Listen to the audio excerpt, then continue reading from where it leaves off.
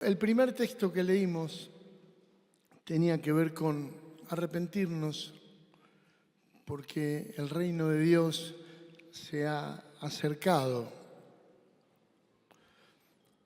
Jesús se comprometió a resolver nuestros problemas interiores. Ese fue el sentido de su venida, pero también de que experimentemos a través de él un cambio profundo en nuestra vida. En Mateo 23, 17, Jesús le tira un palito a los fariseos bastante fuerte. Hay de ustedes, maestros de la ley, fariseos hipócritas, que son como sepulcros blanqueados, bien arreglados por fuera, pero llenos por dentro de huesos de muerto y de toda impureza.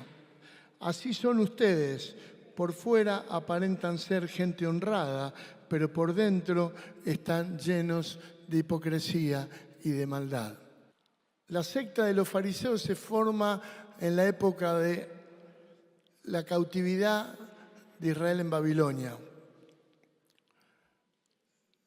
Los viejos escritos de la ley mosaica habían sido, por supuesto, dejados en Jerusalén y algunos extraviados, pero los fariseos habían aprendido de memoria toda la ley.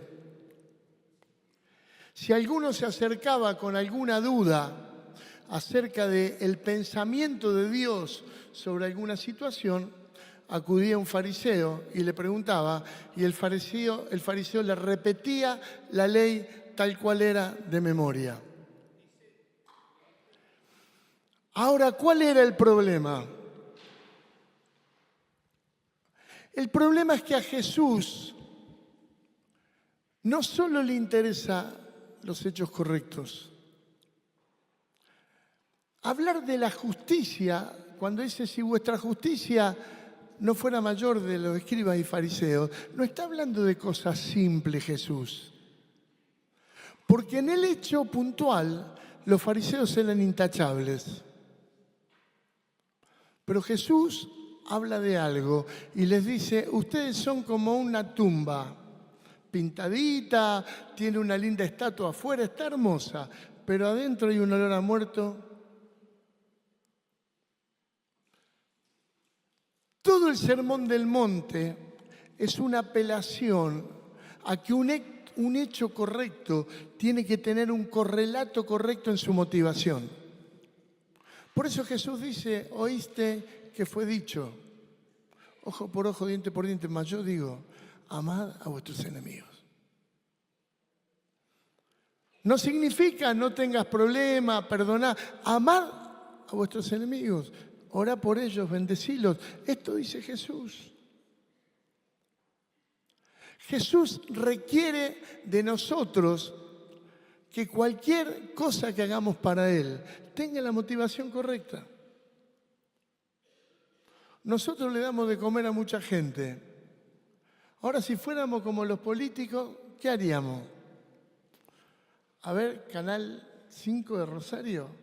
Mirá, le estamos dando de comer a un montón de gente. ¿Podés venir a filmarnos?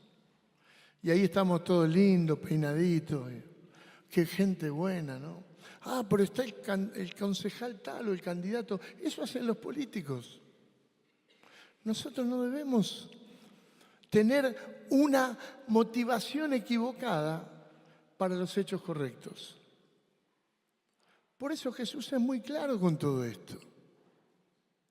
Para esto, quiero decirles algunas cosas que ustedes dirán para qué sirven.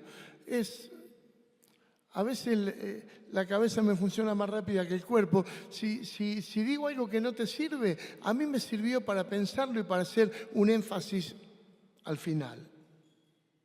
Jesús no predicaba para la práctica inmediata de lo que los discípulos escuchaban. Jesús predicaba apelando a la memoria de los discípulos. ¿Pero por qué digo esto? Ninguno de los discípulos podía cumplir con la palabra de Dios por dos cosas. Sus pecados no habían sido perdonados, ni habían sido investidos del poder de lo alto. Ellos podían tener hechos correctos, pero decime vos, ¿cómo hago yo para modificar el ámbito de mis motivaciones? Y esto es porque la revolución de las motivaciones la produce el Santo Espíritu de Dios en nosotros. Jesús dijo a sus discípulos, les conviene que yo me vaya. Y les explicó después, sí, yo estaba todo el tiempo con ustedes, pero el Espíritu Santo va a estar 365 por 24 dentro de ustedes. Y con Él todo lo que nosotros necesitamos. Jesús también nos enseña en Juan 15, cuando habla de ese maravilloso texto de la vid verdadera. Sin mí, nada podéis hacer. ¿Es cierto que no podemos hacer nada sin Jesús? ¿Qué les parece? A ver, alguien que me conteste. ¿Es cierto?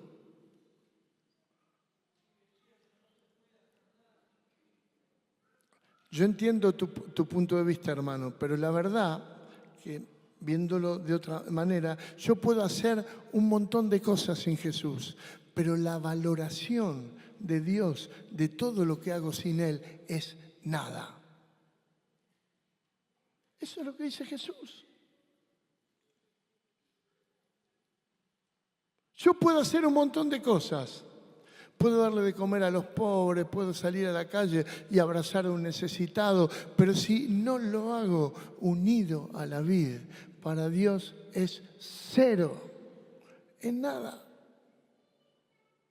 Entonces entro en este proceso también de la multiplicación en convertirme en productivo, no en fructífero. Productivo es una persona que repite un proceso y siempre sale lo mismo de ese proceso. El proceso para fabricar un auto, en general son todo igualito. ¿Por qué? Porque repitió un proceso. Ahora, el que es fructífero porque está unido a la vid. Y todo lo que hace es inspirado por el Espíritu Santo. Y hermano querido, te digo que es mucho más fácil. Primero porque Dios no tiene necesidad de decirte a vos toda la historia, pero sí, si vos dependés de Él, puede usarte muchísimo. Las motivaciones del corazón se transforman cuando el Espíritu Santo en mí deja aflorar sus frutos. Amar a tu enemigo. ¿Cómo haces para amar a tu enemigo? Vas a tratar de hacerle una sonrisita, todo lo que quieras, pero por tus fuerzas. Ahora, cuando el Espíritu Santo está en vos, el amor surge naturalmente. Yo siempre les predicaba a los hermanos, volviendo a la historia, ustedes van a querer que no perdoné a mi vecina que me insultaba. No es cierto, la perdoné, porque hablo mucho de ella, pero yo siempre digo, y esto es real, el día que tenía esos tiempos con el Señor en mi mañana, salí a la calle y me caía hasta simpática mi vecina. Porque el Espíritu Santo transforma mi interior, lo llena de luz y hace que los frutos del Espíritu afloren. No podemos pretender que nuestro ser interior sea modificado por nuestro esfuerzo personal. Lo dije antes, pero lo quiero recalcar. El Espíritu de Dios es el que nos renueva. El Señor tenía una preocupación. La preocupación no era los hechos puntuales de los discípulos. aunque Él nos marcaba. Marcos 16, antes de dar la gran comisión en esta versión, el Señor Jesús los reprende por su incredulidad y su dureza de corazón, porque no habían creído cuando las mujeres le dijeron que Él había resucitado. Le dice, ustedes son toda una manga de incrédulos. ¿Y después qué hace Jesús? Inmediatamente los envía. ¿No te parece una dicotomía esto? ¿No te parece raro? ¡Qué raro! La labor más importante que cualquier hombre pueda haber tenido bajo su responsabilidad es encomendada a un grupo de ineficientes e incrédulos. Entre ellos estaba Pedro.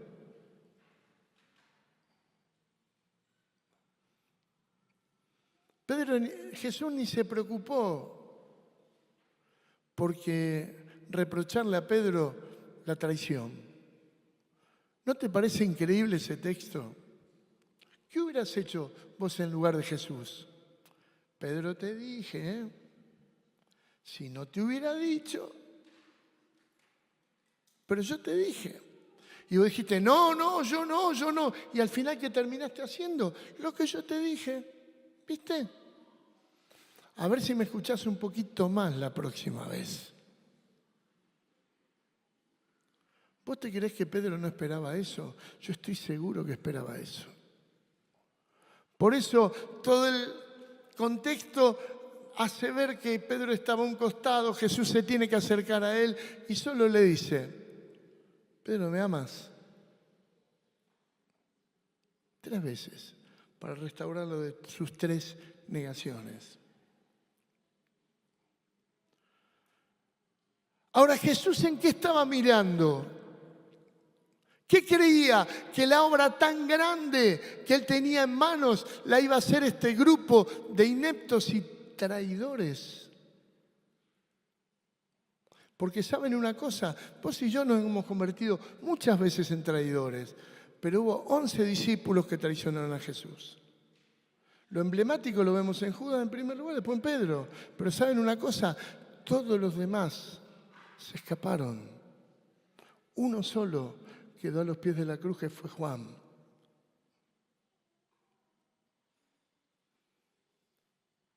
¿Cuál era la razón? Porque Jesús creería que no lo iban a traicionar nuevamente. ¿Cuál era? Jesús, ¿qué tenés en la cabeza? Pedirle un par de añitos más a Dios acá, a ver si buscás gente mejor. No. Él tenía una cosa en clara. Y se las dice al principio de Hechos 1. Muchachos, no se les ocurra irse de Jerusalén. Quédense acá hasta que sean investidos del poder de lo alto. No se vayan. Se lo reclama enfáticamente. Él sabía que el corazón de los discípulos estaba en otro lado, que la esperanza de los discípulos estaba en otro lado, y que lo único que podía revolucionar de la vida a los discípulos para que realicen la transformación que después hicieron, era esto que tenían que esperar. ¿Saben que Jerusalén, el siglo I, tenía alrededor de 100.000, 150.000 habitantes? La mitad se convirtió a Cristo. Miren si entendieron, hicieron bien la labor. Pero Jesús tenía en claro que sin la irrupción del Espíritu Santo de Dios en su vida, ellos iban a fracasar una y otra vez. Y yo te quiero decir en esta tarde algo que no es una mala noticia, es una buena noticia. Sin el Espíritu Santo, sin darle lugar al Espíritu Santo en tu vida, puede ser que tenga una vida más o menos, pero cuando el Espíritu Santo está en vos, vas a tener una labor trascendente en la edificación y la multiplicación del reino de Dios.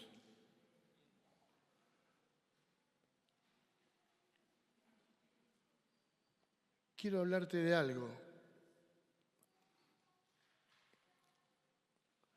del encuentro final de los discípulos con Jesús, que se da un choque de agendas. Jesús estaba con un pie en la nube,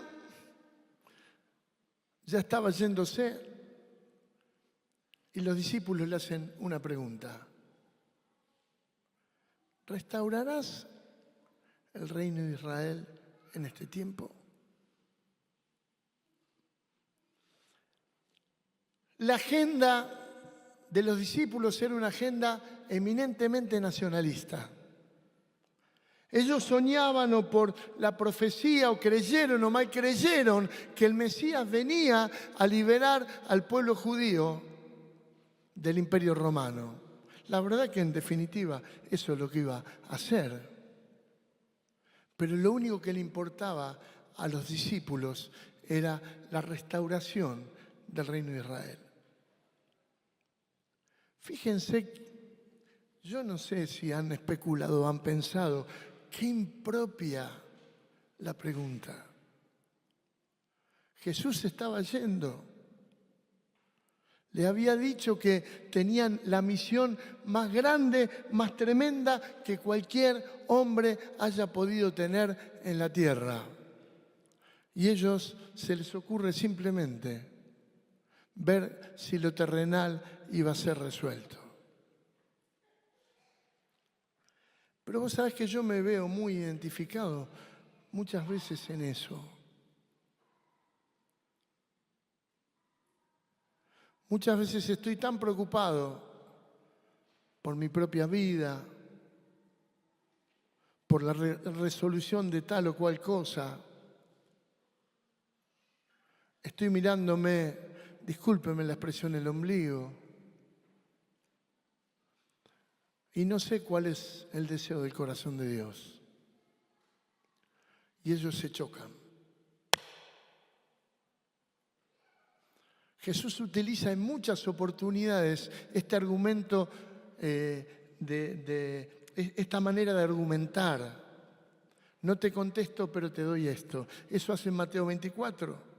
Explica un montón de cosas sobre la venida del Hijo del Hombre y de golpe dice, pero no les toca a ustedes, le dice, pero la venida del Hijo del Hombre será como ladrón en la noche. No especulen. Y ahí sí le dice, siervo fiel, siervo infiel, 10 vírgenes, los talentos y juicio a las naciones. Le dijo, quiten la mirada de esto, pongan la mirada acá. Y Jesús en Hechos 1 hace lo mismo. Hay un choque de agenda.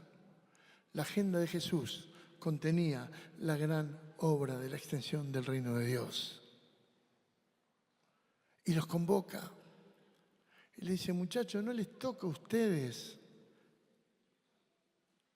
saber ni el tiempo ni las sazones que están en la sola voluntad del Padre. Hasta a mí me sorprenden por esto de la Trinidad. ¿Cómo Jesús no sabía? Se ve que no sabía Jesús tampoco. O no le interesaba. Porque el corazón de Jesús estaba en que su sacrificio sea honrado con vidas de discípulos que extiendan el Evangelio del Reino de Dios por todo el mundo. Y la verdad, que eso es lo que pasa. Ellos van, se encierran en el aposento alto, cumplen el mandato de Jesús y un día, ¡pah!, tiembla todo. Cae lengua de fuego sobre la cabeza. Y como dice en una ocasión lo que le pasa a Saúl también, son mudados en otros hombres, porque esto es así. Pedro, el que dudaba, el que estaba un día acá, otro acá, se para y da un mensaje. ¿Cuántos han soñado en dar alguna vez un mensaje como el de Pedro? Yo por lo menos me hubiera encantado. mensaje de poder, de golpe se convierten miles. Porque no podemos, contaban hombres nomás, y había mujeres y niños, y hay una gran conversión y empieza a suceder. Y comienza a cumplirse el propósito de Dios para este grupo de discípulos. Esto nos debe enseñar que necesitamos del Espíritu Santo de Dios indefectiblemente. Nada podemos hacer sin Él. Y Él está en nosotros. Por eso el apóstol Pablo dice, ojo, no le contristen, no entristezcan al Espíritu Santo, vivan en luz. Deberíamos considerar la gran comisión a través del deseo de Jesús. Es una percepción personal, pero yo durante mucho tiempo he tenido un sobreénfasis en lo que a mí me tocaba hacer, sin entender lo que Dios hace en medio de este proceso. Y les quiero explicar. Yo creía que hacer discípulos era enseñar todo lo que Jesús mandó. Entonces, el hacer discípulo dependía exclusivamente de eso. Y resulta que Jesús empieza diciendo que toda potestad me es dada en el cielo y en la tierra. ¿Qué quiere decir Jesús? El poder lo tengo yo. La autoridad la tengo yo. El que pisoteó al diablo, lo venció en la cruz, fui yo. Muchachos, van en mi poder. Por eso vayan y hagan discípulos. No dicen tus discípulos. Hacé discípulos. ¿Sabes lo que está diciendo? Hacé discípulos para mí. Los discípulos son de Cristo. Él nos da el privilegio de pastorearlos, pero es en su autoridad. ¿Y qué tenemos que hacer? Sí, enseñarles todas las cosas que Él nos ha mandado. Pero no sé, a los que discipulan, ¿no han sentido alguna vez que se le queman los papeles? Y este no entiende nada. Se lo dije tantas veces. Pero Jesús dice al final, he aquí, yo estoy con vosotros todos los días hasta el fin del mundo. ¿Cómo está con nosotros Jesús? Él lo dijo, les conviene que yo me vaya porque va a estar el Espíritu Santo. Jesús, a través del Espíritu Santo, es el que discipula. Y mi labor fundamental es relacionar al discípulo con el Espíritu Santo. Y yo enseñar. Pero ese va a tener el poder en sí que necesita para cambiar. No necesito convencer. Necesito dar luz. Y que la luz produzca la transformación a través del poder del Espíritu Santo. Esto simplifica nuestra labor. Quizás ustedes lo están haciendo, y discúlpenme si soy redundante en esto, pero para mí, yo me di cuenta que estaba haciendo un montón de cosas mal. Porque yo hasta creía que demandaba obediencia a mí mismo. Y yo lo estoy invitando a que obedezcan al Dios que nunca falla, que obedezcan a Jesucristo, que obedezcan al Espíritu Santo. No puedo dejar tampoco de pensar en el texto de Marcos. Cuando Jesús a todo esto le suma la parte de la intervención sobrenatural. Jesús a estos que ya en Marcos llama incrédulos, le dice, vayan y hagan discípulos. Y después le dice que va a estar con nosotros y que nos vas a acompañar haciendo cosas milagrosas en mi nombre. Pondrán sus manos sobre los enfermos y sanarán. Echarán fuera demonios, tomarán cosas mortíferas y no les hará daño. Tomarán en sus manos serpientes. No estoy siendo ordenado en esto, pero estoy diciendo todo. Porque estoy pensando en cosas. Tuve un bisabuelo que vino de Italia en 1858 más o menos. Era sacristán de una iglesia en Italia y vino y lo primero que hizo en la localidad de Arroyo Seco, cerca de Rosario, sumarse a la iglesia católica. Y un día en un viaje en tren le venden una Biblia.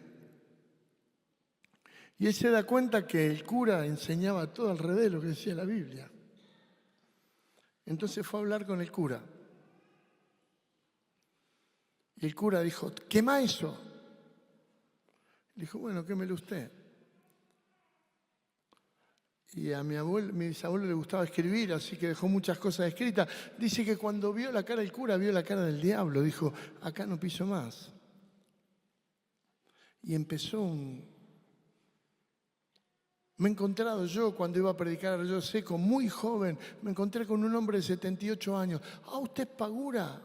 Usted sabe que cuando yo tenía 5 años hubo un hombre que no era curandero, él oraba a Dios. Y yo nací paralítico de nacimiento. Y él oró y mire, ahora camino. Y empezó a sanar enfermos. Y la iglesia de Arroyo Seco, en un pueblo chiquitito, se transformó en una iglesia de 300, 400, 500 personas. Y el cura se puso un poco nervioso.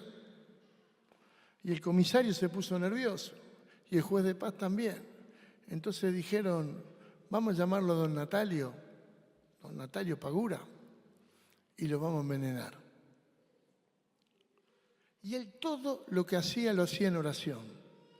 Tenía una forma muy particular. Venía un enfermo, él se encerraba y oraba a Dios, y oraba hasta que Dios le decía, mirá, ¿lo voy a sanar o no lo voy a sanar? Y él oró para ver si tenía que obedecer o aceptar la invitación que le hacían. Y Dios le dijo, anda, pero te van a envenenar. Así que fue y le dijo a su esposa, querida, me van a envenenar, pero Dios me dijo que vaya. ¿Se imaginan la felicidad de mi bisabuela, no? Y don Natalio fue, comió. Y siempre que terminaban las cenas así, abría un brindis. Y en el brindis dice que le pusieron cianuro como para matar un caballo. Y él a la hora del brindis levantó la copa y dijo Jesús, en mi nombre beberán cosas mortíferas y no les hará daño. Y como dicen los chicos, fondo blanco. Se tomó todo. Cuando don Natalio empezó a caminar para su casa, salieron los 3 a la puerta a ver cuándo se caía. Tuvieron que esperar 26 años para que él pase a la presencia del Señor.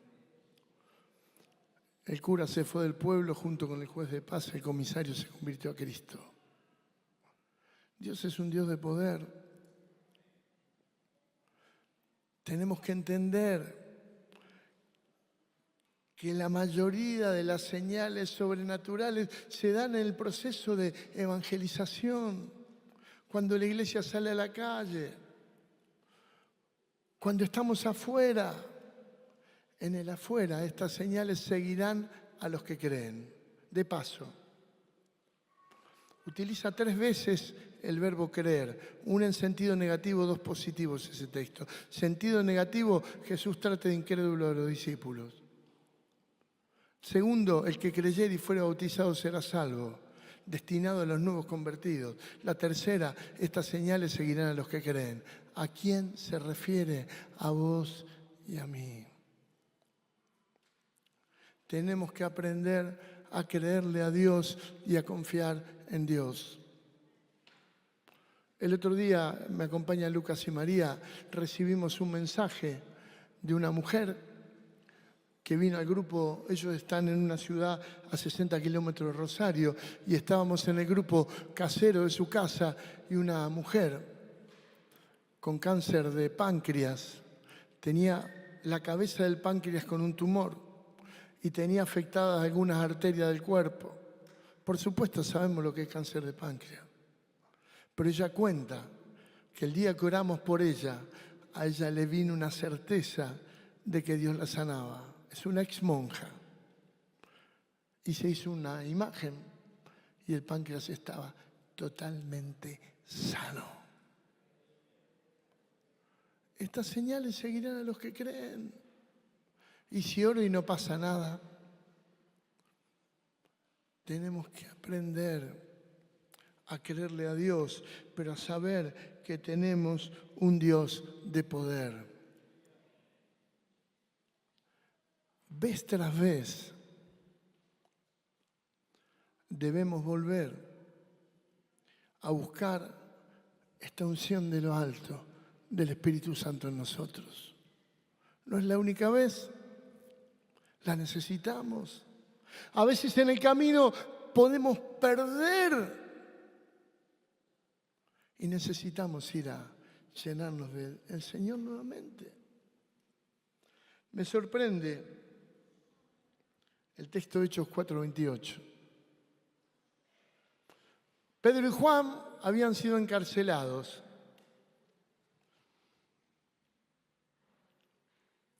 Y le habían dicho cuando lo liberaron: ojo, no hablen más, cállense la boca.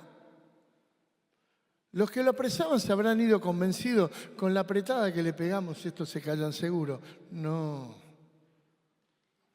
Van y se juntan con los discípulos y le cuentan lo que había pasado. Y lo primero que hacen, empiezan con esa oración tremenda: soberano Señor, tú eres el Dios. Dice ahora, mira sus amenazas y danos de nuevo mientras extiendes tu mano haciendo señales, prodigios, milagros. Y dice que el lugar tembló. Hay una versión que a mí me gusta mucho, que dice: el lugar retembló. Esa es la expresión que usa. Y yo digo, qué raro, retembló. ¿Y saben qué dicen algunos? Que dice retembló porque los discípulos volvieron al aposento alto. Y a mí, si esto es cierto o no, me da una imagen que me encanta. Porque en la vida, vez tras vez, debemos volver al lugar espiritual donde hemos sido llenos del Espíritu Santo, a estar como necesitados de Dios y ser renovados. Vez tras vez. Cuando sientas que tus fuerzas flaquean, volvé a ese lugar. Y no estoy hablando de un lugar físico. Ese día en el cual tenías ese deseo tan intenso: Señor, lléname. Te necesito. Nunca tuve esta experiencia. En el mismo lugar. Presentarte delante de la presencia de Dios para ser renovados por el Espíritu Santo. El Señor quiere, mi hermano, que tomes en serio su agenda. Que entiendas que la agenda de Jesús tiene que ser la tuya. Me entristece ver cómo muchos se conforman con asistir a una reunión, con el amor de los hermanos, sin entender que Dios tiene la misión más gloriosa para sus vidas. Tiene la posibilidad de que vivas una vida de aventura. El Señor me llamó al ministerio cuando tenía 39 años. Yo hice discípulo yo me convertí con 13 años. A los 18 fui líder de mi primer grupo casero. Yo fui músico, bueno, tuve 10 años de trabajar profesionalmente como músico y predicábamos el Evangelio. Pero a los 39 años Dios me llamó a dejar todo y al ministerio. Nunca quise ser pastor, pero Dios tenía otros planes para mí. Pero lo que yo nunca hubiese pensado, que a un nieto de pastor, convertido cuando tenía 13 años, Dios lo llevaría al lugar más olvidado del mundo. Algunos en Rosario, cuando iba a predicar en algunos lugares, dicen, Claudio se metió donde nadie se quería meter. Yo ni me doy cuenta, porque nunca lo pensé. Porque cuando Dios te llama, es hermoso ver cómo uno puede trabajar para Él en su poder. Yo te podría contar cientos de historias.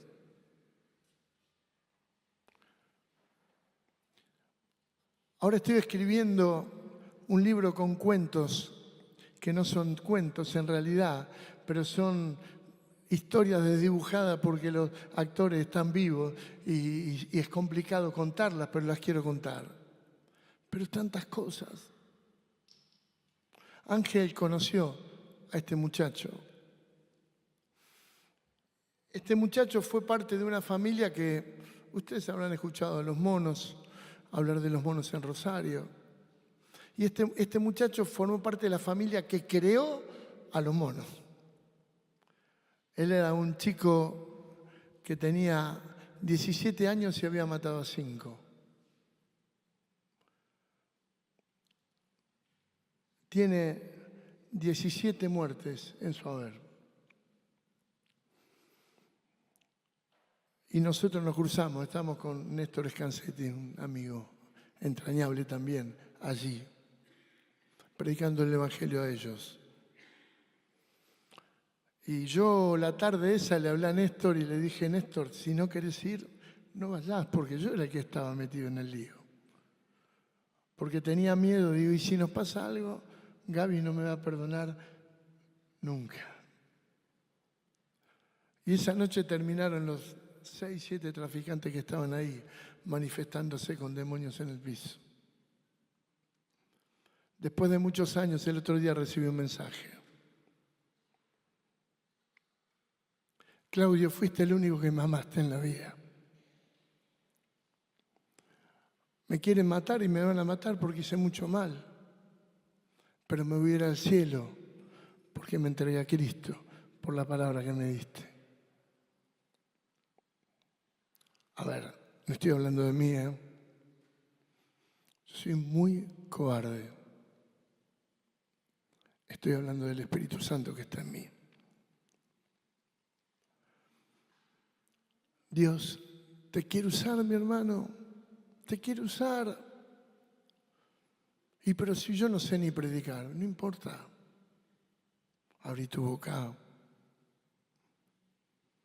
Perdé todos los prejuicios. Yo fui director general de informática del Consejo Deliberante de Rosario. Hasta hace 4 años que me jubilé. Pero el último año perdí todo el prejuicio de lo que quieras. Y oraba por quien se me cruzaba. Se nos ocurrió hacer algo que vino del corazón de Dios, pero Semana Santa y Navidad hacíamos una convocatoria en el Consejo a todos los de fe cristiana que vengan a festejar. Así que venían todos los que le predicábamos el Evangelio. Y salíamos de ahí y estaba la gente esperándonos para que oremos. Me acuerdo una tarde en el hall central del Consejo donde pasaba toda la gente, viene una ordenanza, era un vago. Y me dice, Claudio, ¿podés orar por mí? ¿Pero qué? ¿Por qué quieres que ore, flaco? Le digo. Porque me siento mal. Bueno, empecé a orar y me dice, poneme la mano en la cabeza. Y cuando le pongo en la cabeza se fue al suelo y está pasando toda la gente por acá. Y la gente, ¡ah! Y el policía le dice, no, quédense tranquilo, Claudio Pastori ora por la gente y se cae. Ni me había visto nunca. Pero hasta en los ámbitos más raros. Yo estoy preocupado porque mi hija estaba con mucha fiebre. ¿Va a morar? ¿Cómo acá? Bueno, no, va a morar ahora. Una vez me acuerdo de cosas, estaba con el presidente del consejo y lo vi con cara muy preocupada. Le digo, Ale, ¿qué te pasa? Y viste cómo es acá la cosa. Bueno, voy a orar por vos. Sí, decirle a tu congregación que ore por mí. No, le digo, voy a orar ahora por vos. Acá. Estamos en un lugar donde pasaba gente. Le digo, no necesitas cerrar los ojos. Dios no te escucha porque cierre los ojos. Vamos a orar con los ojos abiertos. Que Dios te escucha. Señor, bendecí, quita. Me fui. Pasaron 15 días, estaba en la puerta del despacho de él hablando con un abogado. Y pasa Alejandro. Y me toca el hombro, le dice al abogado, cuando tengas algún problema, pedile a Claudio que te ore. Porque te ora y te viene la paz enseguida. Ahora, no es Claudio, no es Sergio, no es Oscar. Es el Espíritu de Dios que quiere obrar en nosotros. Termino contando algo que cuento muy habitualmente.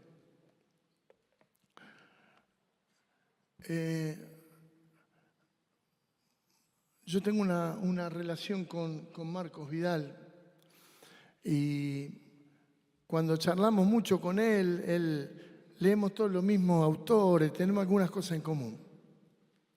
Y hay un autor que nos gusta mucho, que se llama Philip Yancey. Y fue a predicar a la congregación de Marcos y Marcos enseguida me manda un WhatsApp con el mensaje. Y este hombre es muy disruptivo, bueno. Y él empezó a hablar, dice, yo escribí un libro que se llama La oración, porque yo escribo miren lo que dice él, escribo de temas que no sé, porque yo soy periodista. Entonces escribir de un tema que sé no me resulta ningún desafío. Entonces yo lo que hago, escribo de temas que no sé. Entonces empiezo a entrevistar gente y soy la boca de otros, eso es lo que él dice. Pero dice en el libro de la oración, me olvidé de hablar de los milagros de Dios. Pero se me quedó la espina pegada, así que empecé a preguntarle a amigos si creían que Dios seguía haciendo milagros. Y le preguntó al primero, sí, un médico, y dice, sí, claro.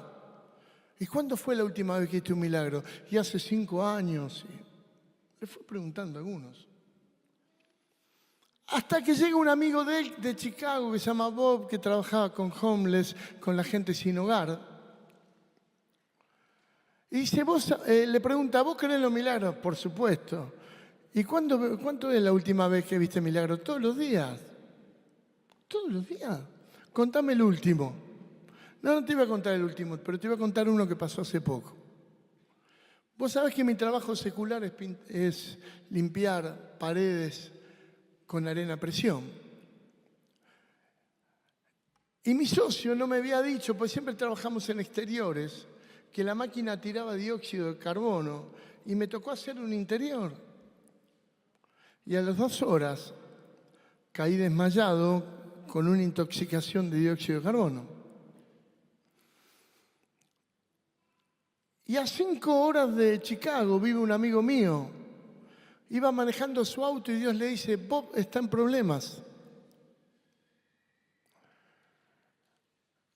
Y él dijo, Señor, por favor, asistí. Sintió paz y siguió. Pero la tercera vez que Dios le dijo esto, él tomó su auto y recorrió las 5 horas que dividían su ciudad de Chicago Preguntó, ¿sabe alguno dónde estaba? Hasta que dio con un amigo. Fue a donde él estaba, lo cargó en su auto, lo llevó al hospital y le salvó la vida.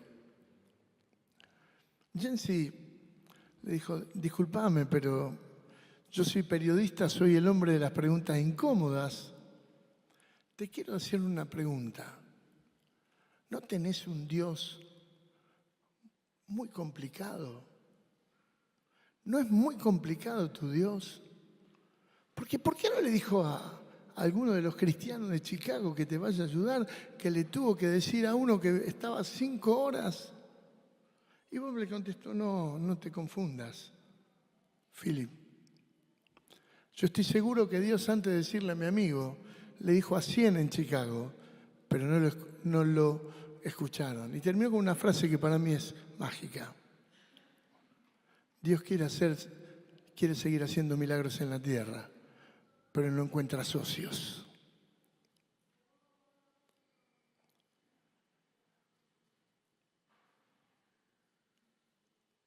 La transformación del Espíritu Santo te tiene necesariamente que transformar en un socio de Dios para que Él obre con libertad en esta tierra.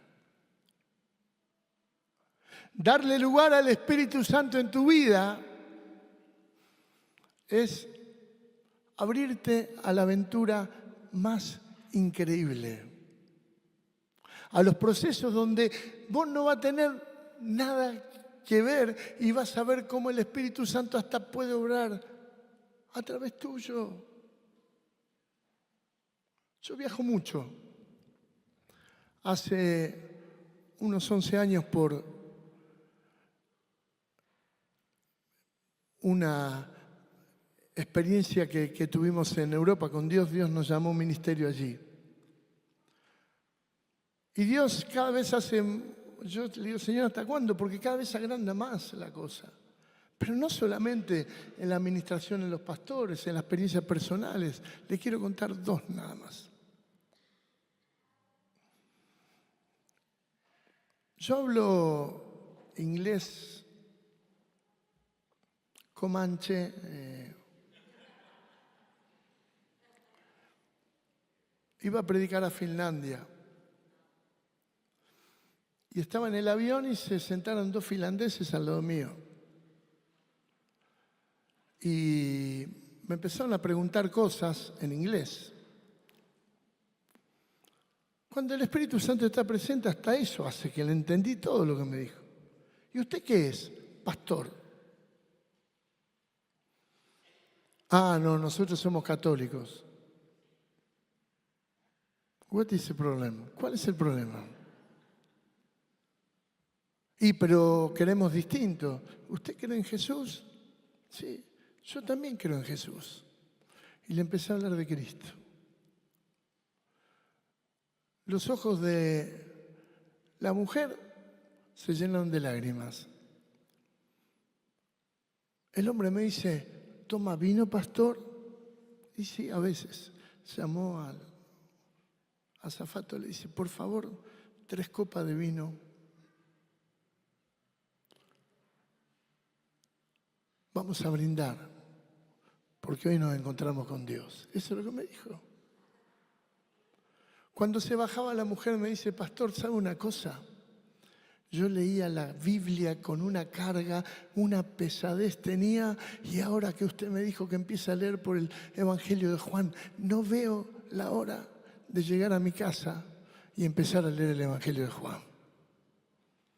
El Espíritu Santo. Íbamos en un tren con Daniela. Se nos sentó 2 hombres con un chihuahua. Y ahí nuestro hijo,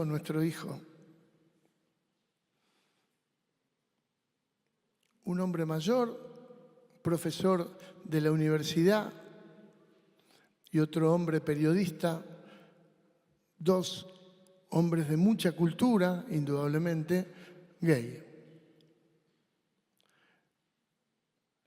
Yo los amo a todos, pero a mí no encuentro mucho la estrategia, pero Daniela es muy...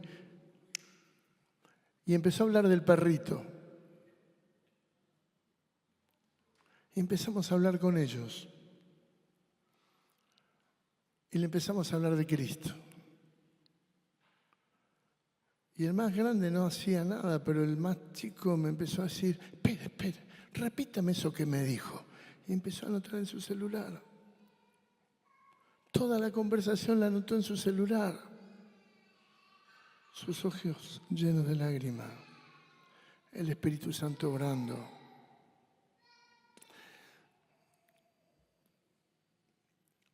Delante tuyo tenés dos opciones. La vida aburrida o la increíble aventura de vivir guiados por el Santo Espíritu de Dios.